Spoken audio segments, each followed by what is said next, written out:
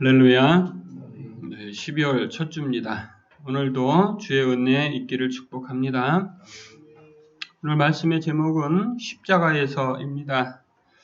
우리가 지난주에 묵상하기로는 주님이 이제 잡히셔서 십자가에 달리시던 장면까지 나눴습니다.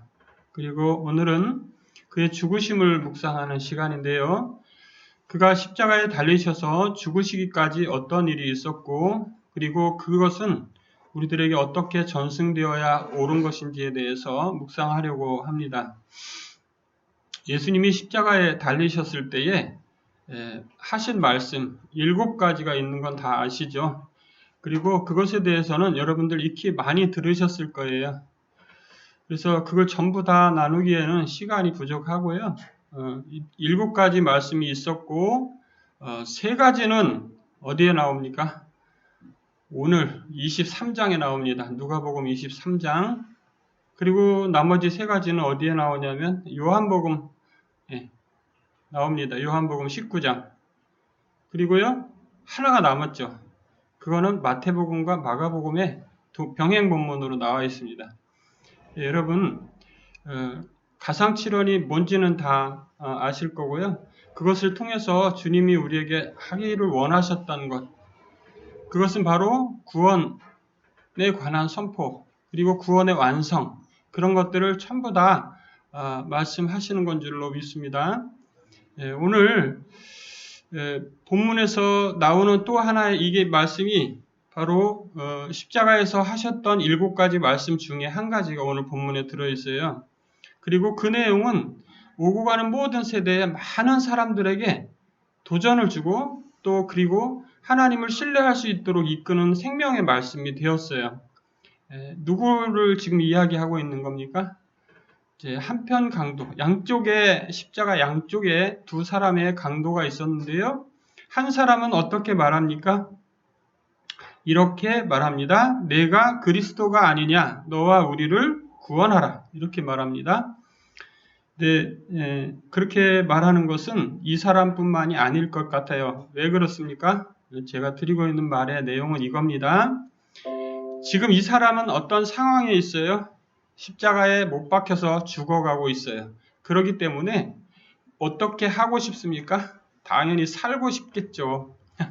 자기가 죄를 짓고 죄인이었지만 살고 싶을 것이에요. 그렇기 때문에 당신이 그리스도라면 당신과 우리를 같이 구원해라 이겁니다.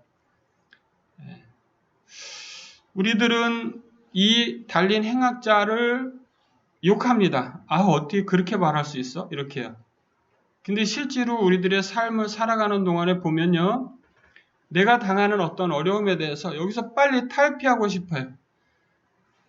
그런 시선이 바로 이 사람에게는 있는 거예요. 누구나 그렇습니다. 사람은 누구나 자기가 당하는 어려움에서 속히 벗어나고 싶은 거예요. 그러한 마음을 가지고 있습니다. 그게 잘못된 것이 전혀 아니에요. 근데 이 사람이 부족한 점이 딱 하나 있습니다. 그게 뭡니까? 내가 그리스도가 아니냐, 그리스도라고 말을 하면서도 그 사실을 믿지 못하고 있는 거예요.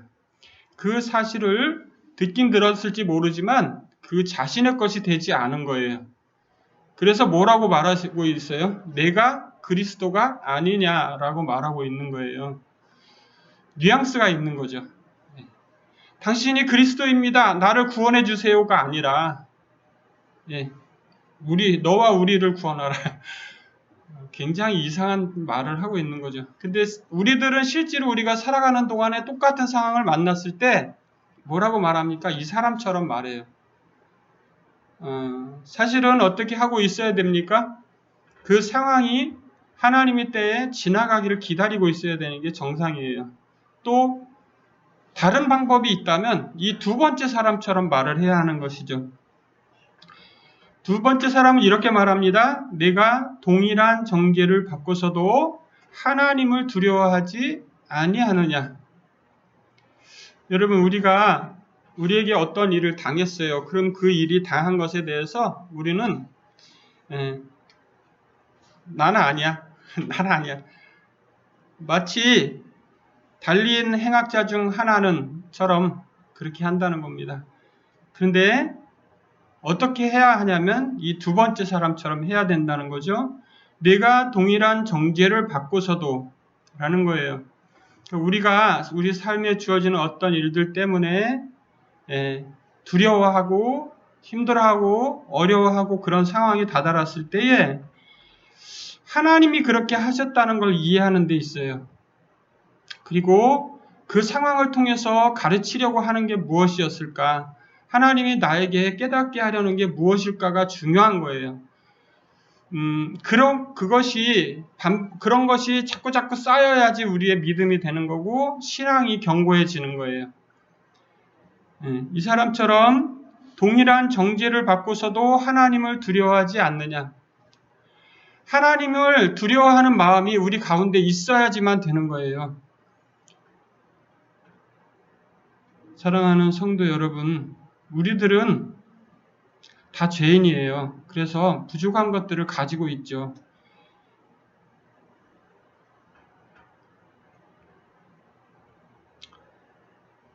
이 사람은 앞전에 말했던 사람과 확실히 다른 점이 몇 가지 있어요. 첫째, 하나님을 두려워하는 사람이었다는 거죠. 두 번째, 어떤 것이에요? 이 사람이 행한 것은 옳지 않은 것이 없다. 즉, 예수님이 행하신 것들에 대해서 이 사람은 분명히 알고 있었던 거예요. 할렐루야. 이게 중요한 점입니다. 예수님이 무슨 일을 하고 다니셨는지를 들었다는 거예요. 이 사람이 한 거를 실제로 이 사람이 알았는지 어쨌는지 모르겠지만 그 자리에서 예수님의 가마력에 의해서 변화되었을 수도 있겠죠. 그러나 분명한 것은 이 사람이 행한 것은 옳지 않은 게 없다라는 것을 알았다는 게 중요하죠. 그리고 이 사람은 세 번째 점에서 달랐습니다. 어떤 게요? 예수여, 당신의 나라에 임하실 때에 나를 기억하소서. 이렇게 말합니다. 우리는 흔히 얘기해요. 오른쪽 강도, 이 한편 강도가 정말로 아무것도 한 것도 없이 구원받았다. 이렇게 흔히 말해요. 여러분, 우리가 무엇 한 게 중요합니까? 우리가 무엇 한 게 중요한 게 아니라 무엇을 믿었느냐가 중요한 거예요. 할렐루야. 그것이 믿음은요, 믿는다는 것은 이 사람처럼 반드시 그 속 안에 있는 어떤 것들이 밖으로 나오게 되어 있고요. 그것이 우리의 말로, 우리의 행동으로 드러나게 되어 있어요. 이 사람 둘 다 강도였지만요. 둘 다 강도였지만 어떻게 됐습니까? 둘 다 강도였지만 한 사람은 자기 살기 위해서 아동바동하는 그런 입장을 가지고 있고요. 한 사람은 어떤 입장을 가지고 있습니까?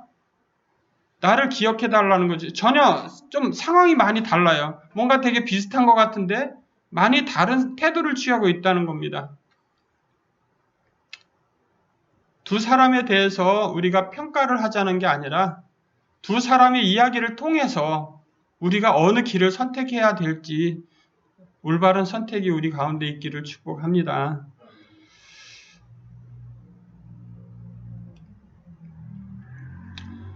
당신의 나라에 임하실 때에 나를 기억하소서. 우리가 인생 살아가면서 중요한 게 뭐 있습니까? 이 땅에 우리가 어떠한 형식으로 살아가든지 그 결국이 가장 중요한 거예요. 우리가 신앙생활하는 가장 중요한 이유가 뭡니까? 그것이 이 믿음의 결국이 무엇입니까? 이거 물어보는 거예요. 믿음의 결국은 영혼의 구원이라. 할렐루야. 구원에 우리의 모든 것이 달려 있는 거예요. 이 사람 그렇게 말할 때 43절 예수께서 이렇게 말씀하십니다. 내가 진실로 내게 이르노니. 이 진실로라는 단어가 우리 중심 속에 새겨지기를 축복합니다.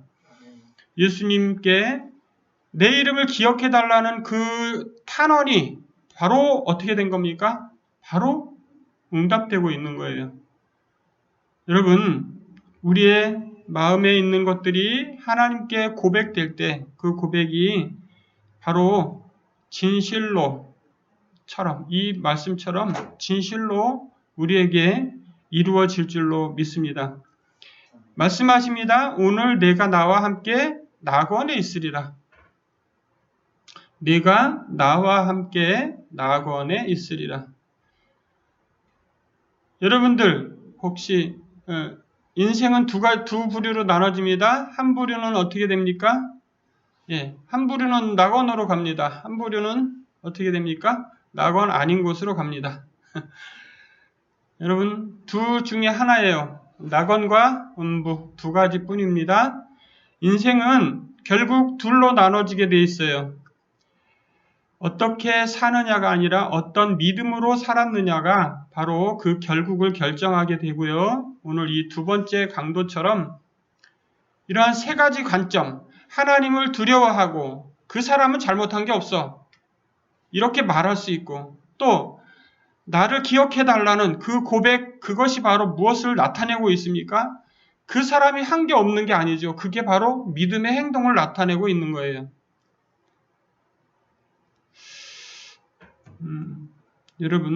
여러분들이 평생 동안 이 사람의 이 믿음을 잃지 않기를 축복합니다. 하나님을 두려워하는 그 사람이야말로 이 땅을 참으로 지혜롭게 사는 사람일 거예요. 우리가 다툼이 나고 하는 것들은 뭐예요? 그런 부분이 부족해지고 그런 부분이 감소되었을 때 나타나는 거예요. 하나님을 두려워하는 마음이 줄어들고 내 분노가 앞설 때, 그럴 때 분쟁이 나오고 그때 다툼이 나오는 거죠. 사랑하는 성도 여러분, 우리는 십자가에 달리신 주님을 묵상할 때마다 그분이 하셨던 말씀 중에서 이 7가지 말씀 중에 이 말씀이야말로 우리가 붙잡아야 되는 말씀이라고 믿습니다. 여러분, 인생을 마칠 때 낙원에 우리가 가야 되지 않겠습니까? 그것이 우리가 추구하는 바고, 우리가 기대하는 바고, 소망하는 바고, 그것이 우리의 삶의 어쩌면 목적일지도 모르는 그런 부분들을 가지고 있죠. 사랑하는 성도 여러분, 그러나 예수님은 우리의 그 구원을 위해서 오늘 46절 파란 글씨 같이 읽습니다. 이 말씀을 하신 후 숨지시니라 이렇게 되어 있습니다. 자, 우리가 누가복음 23장에서 묵상했던 두 가지 말씀이 있었죠. 하나가 무엇이 있었습니까? 저들이 저들의 죄를 알지 못합니다가 있었어요. 그죠? 그게 십자가에서 말씀하신 7가지 말씀 중에 첫 번째입니다. 그리고 오늘 내가 함께 나와 낙원에 있으리라 이 말씀이 두 번째 말씀이에요. 자, 그리고요.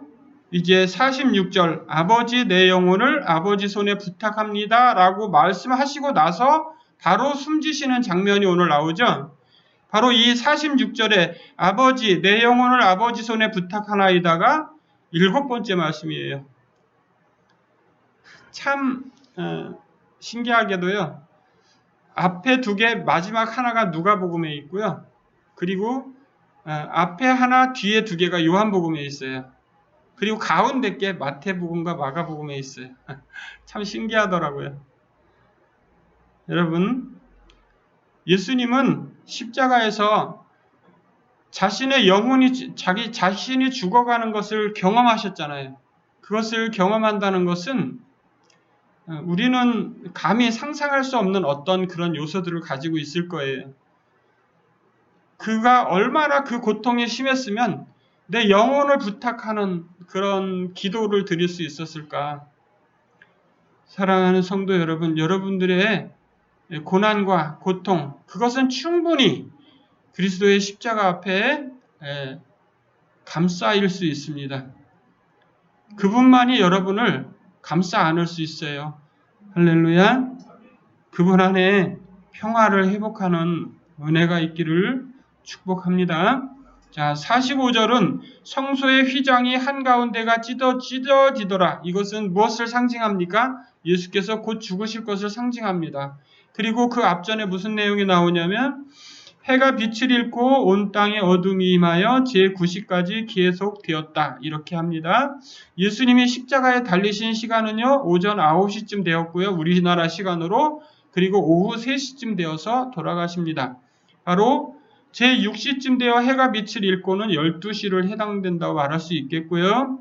제9시까지 계속했다. 그런 장면이 천지도 어떻게 하고 있습니까? 그의 죽음을 애도하고 있는 거죠. 그가 죽으실 일이 있어서 죽으신 게 아니기 때문에 그 고통이, 분량이 천지가 다 그에 반응하고 있는 거예요. 근데 누구만 몰라요? 인생들만 몰라요. 그 자리 같이 옆에 있었던 그 한편 강도조차 그 사람도 자기 살 일에 급급했지 그가 어떤 고통을 왜 그렇게 해야 되는지를 이해 못하는 거죠. 왜? 그러기 때문에 뭐라고 말합니까? 너와 나를 구원하라고 말하는 거예요. 하나님이 하시는 그 일 속에 우리가 이해하지 못합니다. 하나님은 왜 우리의 인생 중에 이러한 일을 배치해 두셨는지 이해하지 못하는 게 더 많을 수 있어요. 그러나 그것은 결국 하나님의 크신 뜻과 사랑 안에서 만들어진 거예요. 그러니까 결국은 반드시 아름다운 길로 인도하실 거예요. 할렐루야. 예수님이 십자가에 죽으셨던 그 길이 우리는 말합니다. 영광의 길이라고. 그게 왜 영광의 길입니까? 수많은 사람 앞들에게 손가락질 당하며 이렇게 조롱당하며 비방당하며 죽어가야 하는 그 길이 왜 영광의 길입니까? 인생으로서는 이해할 수 없는 거예요. 수많은 인생, 수많은 사람들의 영혼을 구원하기 위한 하나님의 크신 구원 계획 안에 그게 있었기 때문이지만 그 길이 결코 우리 인간들의 관점에서 봤을 때 영광스럽다 생각되지 않는다는 말이죠. 근데 오늘 본문은 고백합니다. 47절 백부장이 그 된 일을 보고 하나님께 영광을 돌렸다라고 합니다. 백부장 어떤 사람이죠? 백부장 이 사람은 이방인일 가능성이 커요. 왜요? 예수님이 이 시대는 어떤 시대입니까? 로마가 다스리고 있던 시대죠. 네, 그렇기 때문에요. 백부장은 유대인이었다기보다는 이방인이었을 가능성이 더 큽니다. 근데 이방인조차도 뭐라고 하고 있다고요? 하나님께 영광을 돌리고 있다고요. 그가 그렇게 죽어간 그 모습을 보면서 뭘 받은 거예요? 감화를 받은 거예요. 예수님이 십자가에 보통 사람 같으면 다 어떻게 하겠습니까? 보통 사람 같으면 첫 번째 말했던 사람처럼 살고 싶다고 말하거나 나 내려가겠어 라고 말한다는 거죠. 그리고 거기서 그 사람처럼 아무 소리도 안 하고 예수님처럼 아무 소리도 안 하고 아무런 반항도 하지 않고 그렇게 죽은 사람을 이 백부장은 보지 못했던 거죠. 그러니까 예수님의 거기 십자가에서 죽으시는 그 시간에도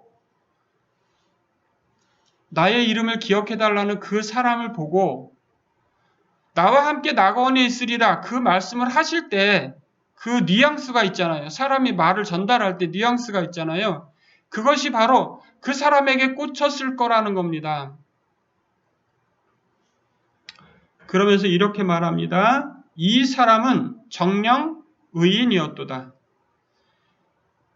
하나님께 영광을 돌리는데 어떤 방식으로 영광을 돌렸다? 그 사람이 의인이었다라고 말했다는 겁니다. 누구의 말과 같습니까?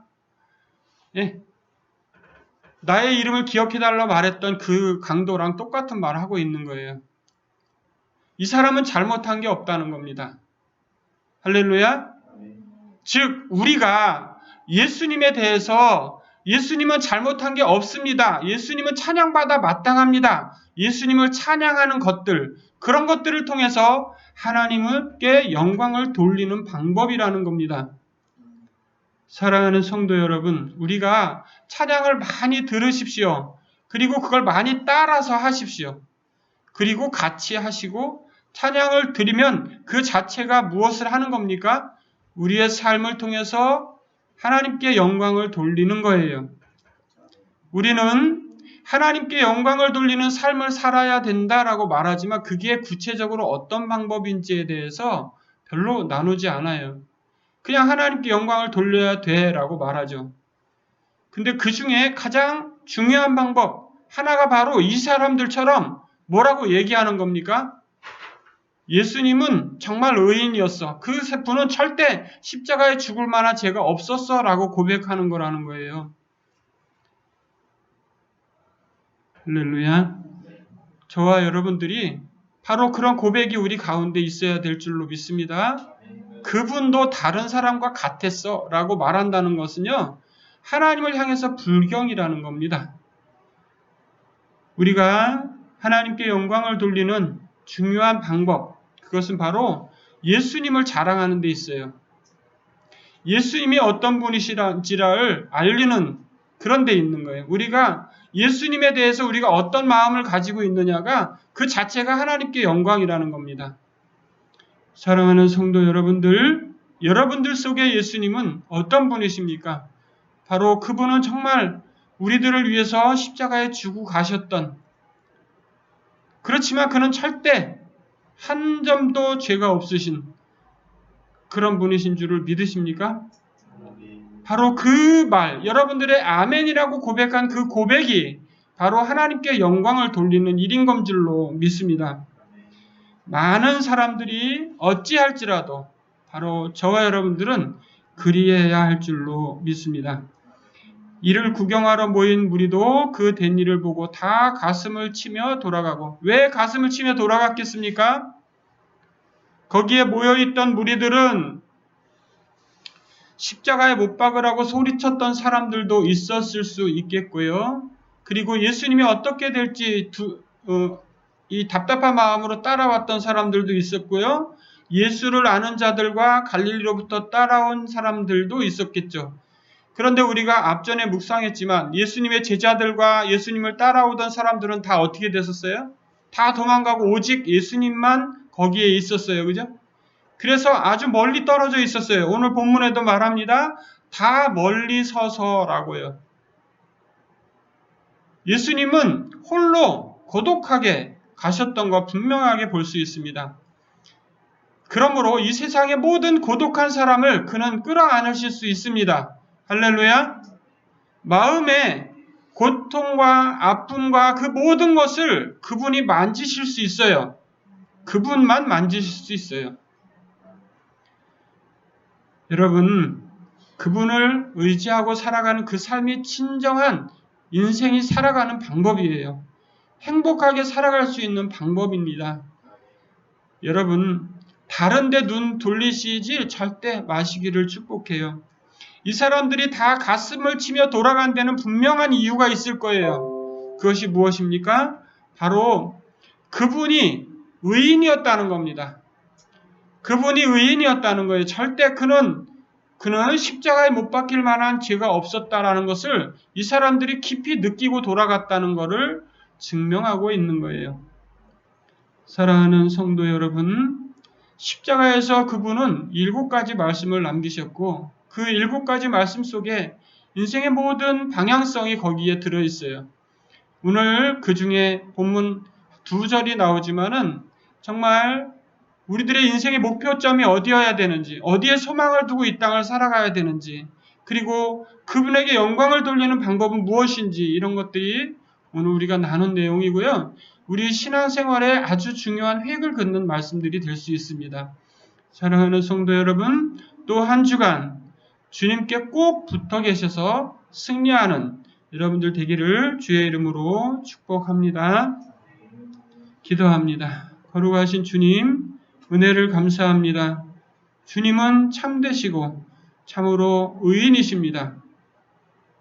그러나 우리의 죄를 위해 죽으셨고 십자가에 달리셨고 죽으셨고 또한 이제 부활하고 승천하셔서 다시 오마 약속하셨습니다. 우리 그 약속을 믿습니다. 주님 또 한 주간 주님의 죽으심을 묵상하며 참으로 우리의 삶을 믿음 가운데 견고히 설 수 있도록 주님 이끌어 주시옵소서. 감사하며 예수님의 이름으로 기도합니다. 아멘.